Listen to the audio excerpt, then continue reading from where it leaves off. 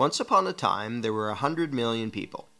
They had different interests, different beliefs, different occupations, but for the most part, they got along pretty well. Then one day, a gang of a few hundred people showed up. Need to zoom in some more to see them. I know they're there somewhere. Zoom in. There they are. And this gang of a few hundred said to the throng of 100 million, "From now on, you all have to give us a cut of everything you earn." This is an accurate graphical comparison between the number of American taxpayers and the number of U.S. congressmen. And the throng said, "Gosh, do we have to give you a cut of what we earn?" And the gang of a few hundred said, "Yes, you have to." And the throng said, "Well, okay, I guess we have to." And one little troublemaker asked, "What if we don't?" The gang of a few hundred didn't like this and said, "If you do not comply, we shall unleash upon you our legions of enforcers." And the throng cried, "Oh no, please don't. We will comply, we will pay." This is an accurate graphical comparison between the number of American taxpayers and the total number of IRS employees. Time went by, and the gang of a few hundred said, "Now we want more of what you earn." And this kept happening over and over again, until eventually some of the throng were paying almost half of what they earned to the gang. Whenever the gang demanded more, the throng would say, "Golly, we're already having a tough time. Do we really need to give you even more?"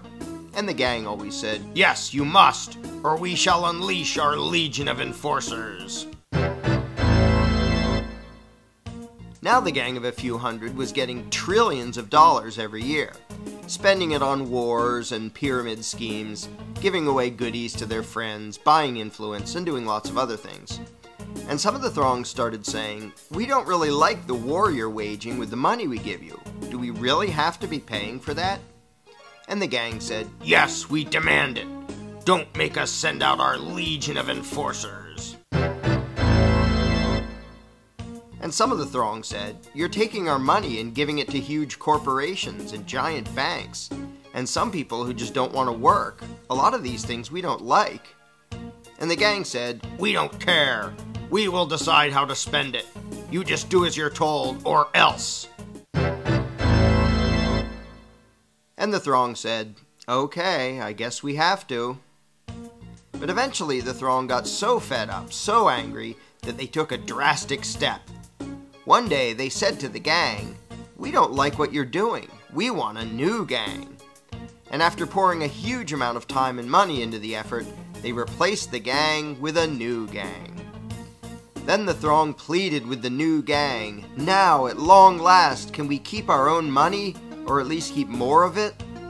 And the new gang said, "Sorry, but after much discussion, we've decided that you can't. You have to keep giving us what you've been giving, in fact, a little bit more than before." The throng was distraught and said, "This is dreadful. But after all, what choice do we have? I mean, they say we must comply, and they have that scary legion of enforcers. We're powerless against them. We'd better just do as we're told." So they did as they were told, got poorer and poorer, and lived miserably ever after. But after all, what else could they have done? What power could this throng possibly have compared to this gang of a few hundred and their enforcers? What chance would this thing have against this thing? How could these 100 million people ever hope to successfully resist the awesome power of this tiny little dot? In case anyone missed this, let's review. Here's them. Here are their enforcers. Here's us. Them, us. Them, us. Does anything about this seem just a little strange to you?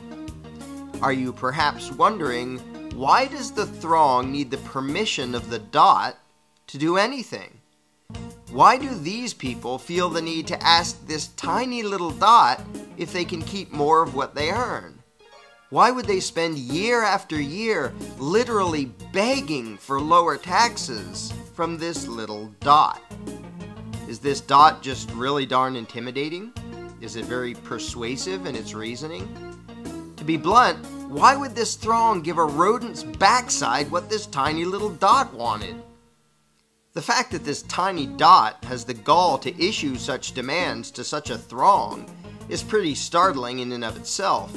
But what is far more amazing is that the throng obeys this minuscule little parasitic gang of control freaks. What could possibly explain this? Let's ask the dot. This is how it works. When we, the dot, take your money and spend it on things you don't like, we're representing you. In fact, though you're not allowed to actually keep your own money, you're allowed to decide which little dot will steal half of what you earn. So that really means that you're in charge and that you're agreeing to give us your money. In fact, we, the dot, are serving you when we take your money and spend it on things you don't like. And so you should thank us and treat us with great respect and honor for having robbed you on your behalf for your own good in order to serve you by doing things you don't want us to do. So there you have it. I hope that cleared everything up for you. If you're not entirely satisfied with the dot's explanation of things, you really should read the book The Most Dangerous Superstition, available now at Amazon.com.